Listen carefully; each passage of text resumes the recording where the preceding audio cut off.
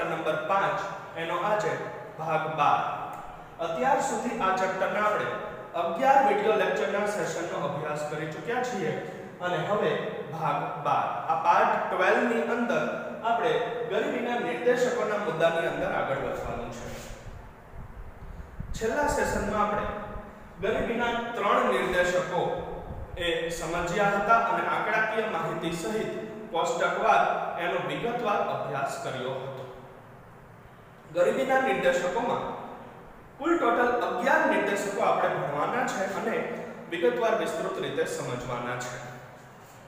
હવે ચોથો નિર્દેશક તબીબી સગવડો એટલે કે આરોગ્યની સુવિધાઓ. તો સૌથી પહેલા આપણે એ જાણવું અહીંયા જરૂરી બને છે કે ગરીબીના નિર્દેશકો કહેવાય કોણ? ગરીબીના નિર્દેશકો એટલે શું અથવા તો ગરીબીના નિર્દેશકોનો અર્થ શું આપી શકાય?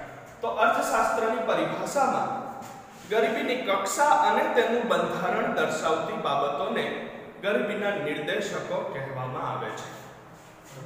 આ એની વ્યાખ્યા થઈ, એનો અર્થ થયો. ગરીબીની કક્ષા અને તેનું બંધારણ દર્શાવતી બાબતોને ગરીબીના નિર્દેશકો કહેવાય છે. ગરીબી કઈ કક્ષા સુધી વ્યાપ્ત છે, કઈ કક્ષા સુધી ફેલાયેલી છે અને કયા પ્રકારની છે, કયા સ્વરૂપની છે? સમગ્ર દેશને અસર કરે છે કે જુદા જુદા રાજ્યોને અસર કરે છે કે પછી જુદા જુદા પ્રદેશો કે વિસ્તારોને અસર કરે છે? એ ગરીબીની કક્ષા ક્યાં સુધી ફેલાયેલી છે અને એનું બંધારણ કયા પ્રકારની, કયા સ્વરૂપની ગરીબી છે? સાપેક્ષ ગરીબી છે કે નિરપેક્ષ ગરીબી છે કે પછી ગરીબી રેખા હેઠળની એટલે કે ગરીબી રેખા નીચે જીવન જીવતા લોકોનું પ્રમાણ વધારે છે? એનું સ્વરૂપ કયા પ્રકારનું છે, એની કક્ષા કયા પ્રકારની છે, એ બધું જેના આધારે નક્કી થઈ શકે એ પરિબળોને, એ બાબતોને ગરીબીના નિર્દેશકો કહેવાય છે. ગરીબીની કક્ષા અને તેનું બંધારણ દર્શાવતી બાબતો એટલે ગરીબીના નિર્દેશકો. ત્યારબાદ જે બાબતો ગરીબીનો નિર્દેશ કરે છે એટલે કે ગરીબી દર્શાવતા પરિબળો એટલે ગરીબીના નિર્દેશકો. જેના આધારે દેખી શકાય, જેના આધારે જોઈ શકાય, જેના આધારે નક્કી થઈ શકે કે દેશમાં ગરીબી વ્યાપેલી છે, દેશમાં ગરીબી પ્રવર્તે છે, એવા પરિબળો અથવા તો એવી બાબતો એને આપણે ગરીબીના નિર્દેશકો કહી શકીએ છીએ. તો એમાં અગાઉ આપણે 3 નિર્દેશકો ભણ્યા. નીચો માથાદીઠ ઘરગથ્થુ વપરાશી ખર્ચ, કુપોષણનું દેશમાં વધતું જતું ઊંચું પ્રમાણ અને ત્રીજું અપેક્ષિત આયુષ્ય અને બાળ મૃત્યુ દર. હવે પછી ગરીબીનો ચોથો નિર્દેશક એ છે તબીબી સગવડો. તબીબી સગવડો એટલે આરોગ્યની સુવિધાઓ અને સ્વાસ્થ્ય ક્ષેત્રે ડોક્ટરો, નર્સો, કમ્પાઉન્ડર વગેરે જેવા જે કર્મચારીઓ છે એ કર્મચારીઓનો સમાવેશ તબીબી સગવડોમાં થાય છે. દેશમાં જો તબીબી સગવડો એટલે કે સ્વાસ્થ્યની સેવાઓ, સ્વાસ્થ્યની સુવિધાઓ ઓછી હોય, નીચી હોય તો એ બાબત ગરીબી દર્શાવે છે, એ બાબત ગરીબીનું કારણ બને છે, દેશમાં ગરીબીની માત્રા દર્શાવે છે. બરાબર? તો તબીબી સગવડો એટલે કે સ્વાસ્થ્યની સુવિધાઓ, આરોગ્યની સુવિધાઓ, લોકોની આરોગ્ય સુખાકારીને લગતી સગવડો અને દેશમાં ડોક્ટરો, નર્સો અને કમ્પાઉન્ડરો જે છે આ તમામ પ્રકારના, આ 3 પ્રકારના કર્મચારીઓનો સમાવેશ એ તબીબી સગવડોમાં થાય છે. દેશમાં તબીબી ક્ષેત્રે કામ કરતા એટલે કે સ્વાસ્થ્યના ક્ષેત્રે કામ કરતા કોઈ પણ હોસ્પિટલના હોય, બરાબર, એ ડોક્ટરો, નર્સો અને કમ્પાઉન્ડરો આ 3 પ્રકારના કર્મચારીઓનો સમાવેશ એ સ્વાસ્થ્યની સેવાઓમાં થાય છે, સ્વાસ્થ્યની સુવિધાઓમાં થાય છે. ભારતમાં જોવા જઈએ તો અન્ય દેશોની તુલનાએ આ કર્મચારીઓની અછત જોવા મળે છે અને તેમની અછત એ આરોગ્યની સેવાઓને પ્રતિકૂળ અસર પહોંચાડે છે. ભારતમાં એક સમયે જોવા જઈએ તો આ 3 પ્રકારના કર્મચારીઓની અછત જોવા મળે છે. એટલે કે ડોક્ટરો પૂરતા પ્રમાણમાં ઉપલબ્ધ નથી, યોગ્ય ડિગ્રી અને લાયકાત ધરાવતા, યોગ્ય અનુભવ ધરાવતા. ત્યાર પછી નર્સો, પરિચારિકાઓ, બરાબર, એ નર્સો પણ એ પૂરતા પ્રમાણમાં ટ્રેનિંગ પામેલી, તાલીમ મેળવેલી નર્સોનું પ્રમાણ પણ એ એ ભારતમાં ખૂબ જ ઓછું છે અને કમ્પાઉન્ડરોની પણ અછત જોવા મળે છે. આ ત્રણેય પ્રકારના કર્મચારીઓ એવા છે, ડોક્ટરો, નર્સો અને કમ્પાઉન્ડરો, કે જે વિશિષ્ટ લાયકાત માંગી લે છે, વિશિષ્ટ ડિગ્રી માંગી લે છે, વિશિષ્ટ આવડત માંગી લે છે, બરાબર, તાલીમ માંગે છે. એનું પ્રમાણ દેશમાં જરૂરિયાત કરતા ઓછું છે.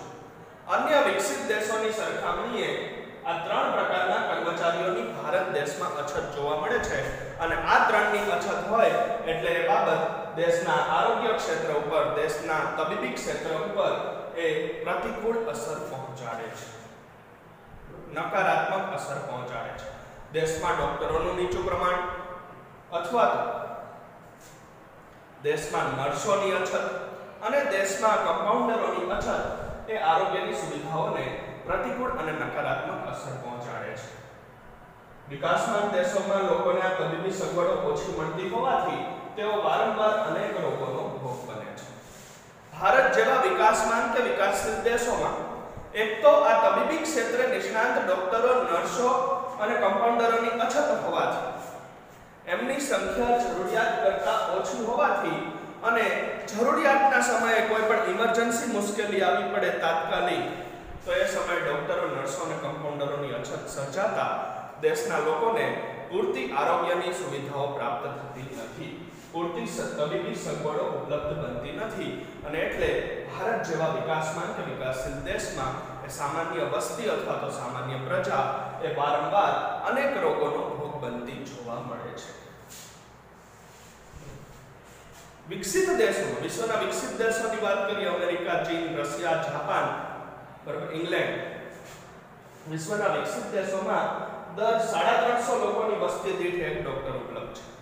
દર 350 લોકો દીઠ એ વિકસિત દેશોમાં એક ડોક્ટર અવેલેબલ છે, એક ડોક્ટર ઉપલબ્ધ છે, જ્યારે ભારત જેવા વિકાસમાન દેશોમાં દર 6000 લોકોની વસ્તી દીઠ એક ડોક્ટર હોય છે. ક્યાં આમાં કમ્પેરિઝન થાય? બરાબર, કોઈ રીતે તુલના શક્ય નથી. આ ગેપ પૂરવો કોઈ કાળે શક્ય બનતું નથી અને એટલે ભારતમાં સ્વાસ્થ્ય સેવાઓ ઉત્તરોત્તર કથળતી જતી જોવા મળે છે. આજે તો મેડિકલ સાયન્સે ઘણી બધી પ્રગતિ કરી છે, ઘણી બધી ઉપલબ્ધિઓ અને સિદ્ધિઓ હાંસલ કરી છે એટલે હવે આઝાદી પછીના દશકાઓમાં, આઝાદી પછીના સમયગાળામાં તબીબી વિજ્ઞાન ખૂબ જ આગળ વધ્યું છે. પરંતુ ભારત જેવા વિકાસમાન દેશોમાં અથવા તો ભારત જેવા વિકાસશીલ દેશોમાં દર 6000 લોકોની વસ્તી દીઠ એક ડોક્ટર જોવા મળે છે, જ્યારે વિશ્વના વિકસિત દેશોની જે વાત છે એમાં 350 લોકોની વસ્તી દીઠ એક ડોક્ટર ઉપલબ્ધ હોય છે. 350 એક ડોક્ટર અને ભારતમાં જોઈએ તો 6000 લોકોની વસ્તી દીઠ એક ડોક્ટર જોવા મળે છે.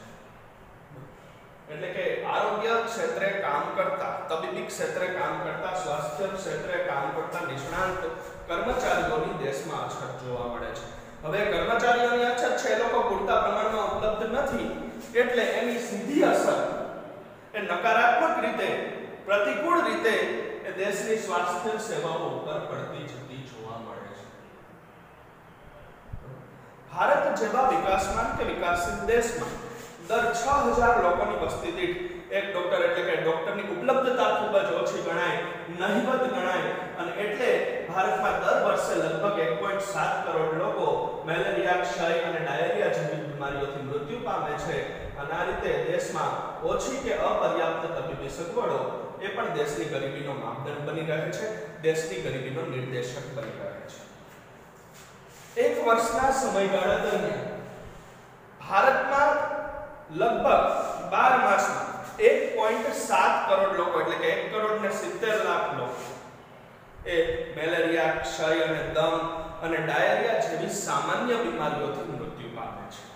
કારણ તો કે નિષ્ણાંત ડોક્ટરો, નર્સો, કમ્પાઉન્ડરો જે સારવાર કરી શકે એની અછત, ખાસ કરીને ગ્રામ્ય વિસ્તારો, અલ્પ વિકસિત રાજ્યોમાં, ગ્રામ્ય વિસ્તારોમાં અને સમગ્ર દેશમાં આખા વર્ષમાં એ 12 માસ દરમિયાન લગભગ 1.7 કરોડ લોકો એ મેલેરિયા, ક્ષય અને ડાયરિયા જેવી સામાન્ય બીમારીઓથી મૃત્યુ પામતા જોવા મળે છે. જો એને સમયસરના કર્મચારીઓ ઉપલબ્ધ હોત અને એને સમયસરની યોગ્ય સારવાર મળી રહે તો આ મૃત્યુનું પ્રમાણ ઘટાડી શકાય એમ છે. પરંતુ એ તબીબી ક્ષેત્રે નિષ્ણાંત કર્મચારીઓની અછત હોવાને કારણે મેલેરિયા, ડાયરિયા અને ક્ષય જેવા સામાન્ય રોગોથી પણ દેશમાં મૃત્યુનું પ્રમાણ ઊંચું જાય છે. અને આ રીતે ભારત દેશની ઓછી કે અપર્યાપ્ત તબીબી સગવડો, ભારત દેશમાં ઉપલબ્ધ ઓછી કે અપર્યાપ્ત તબીબી સગવડો એ દેશની ગરીબીનો માપદંડ બની રહે છે, દેશની ગરીબીનો નિર્દેશક બની રહે છે. ઓછી અથવા તો અપર્યાપ્ત ભારતમાં નથી એવું નથી સગવડ, અગાઉ કરતા ખૂબ વધી છે, બરાબર, પણ હજી પ્રમાણ ઓછું છે. આઝાદી પછીના સમયગાળામાં દેશમાં મેડિકલ સાયન્સે તબીબી ક્ષેત્રે ભરપૂર પ્રગતિ અને ઉન્નતિ સાધી હોવા છતાં, ભરપૂર પ્રમાણમાં સિદ્ધિઓ હાંસલ કરી હોવા છતાં, ભરપૂર પ્રમાણમાં વિકાસ સાધ્યો હોવા છતાં એ તબીબી સગવડો દેશમાં ઓછી હોવાથી અથવા તો જેટલા પ્રમાણમાં જોઈએ પૂરતા પ્રમાણમાં પ્રાપ્ય ન હોવાથી આ બાબત દેશની ગરીબીનો નિર્દેશક બની રહે છે, દેશમાં ગરીબી માપવાનો માપદંડ બની રહે છે. આ રીતે ગરીબીના નિર્દેશકોમાં ચોથો નિર્દેશક એ તબીબી સગવડો એટલે કે આરોગ્યની સુવિધાઓ એટલે કે ઓછી કે અપર્યાપ્ત તબીબી સગવડો. ત્યાર પછી ગરીબી માપવાનો પાંચમો માપદંડ અથવા તો પાંચમો નિર્દેશક કે જેના આધારે ખબર પડી શકે કે દેશમાં ગરીબી પ્રવર્તે છે, દેશમાં મોટા પ્રમાણમાં ગરીબી અસ્તિત્વમાં છે, એ છે પીવાનું શુદ્ધ પાણી, મિનરલ વોટર. પીવાનું શુદ્ધ પાણી પણ એ દેશની ગરીબીનો મહત્વનો માપદંડ બની રહે છે. મિનરલ વોટરની ઉપલબ્ધતાના આધારે પણ એ દેશમાં ગરીબી પ્રવર્તે છે કે નહીં એ બાબત નક્કી થઈ શકે છે. દેશના વિશાળ જનસમૂહનું સ્વાસ્થ્ય શુદ્ધ અને સુરક્ષિત પીવાલાયક પાણી અને સ્વચ્છતાની સગવડ સાથે જોડાયેલું છે, કારણ કે દૂષિત પાણી એ અનેક રોગોનું કારણ બની રહે છે. ભારત જેવો વિશાળ જનસમુદાય ધરાવતો દેશ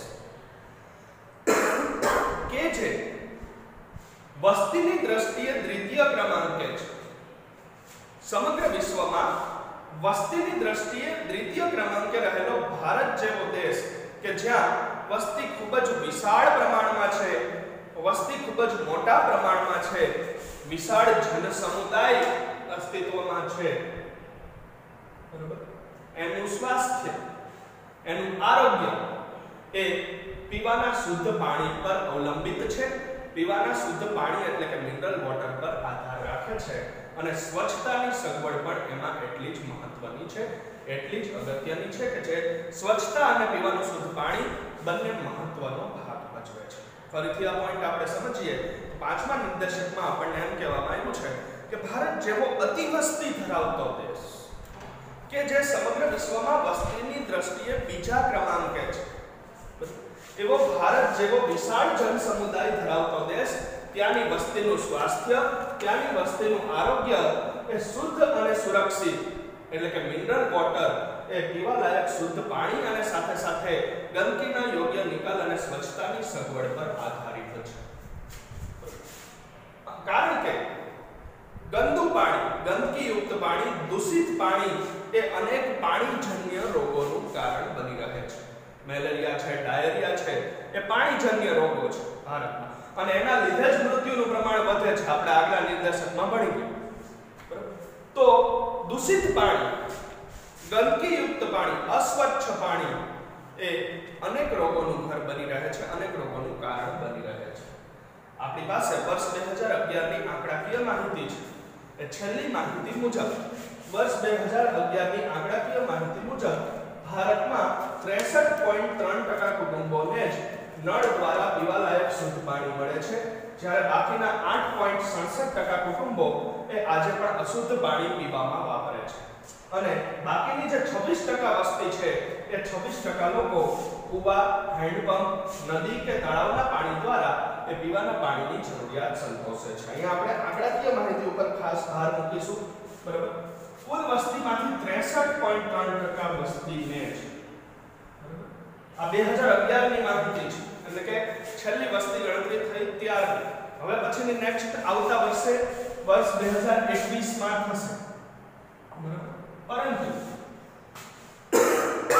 અત્યારે જે માહિતી ઉપલબ્ધ છે આંકડાકીય દ્રષ્ટિએ એ વર્ષ 2011 ની આંકડાકીય માહિતી છે.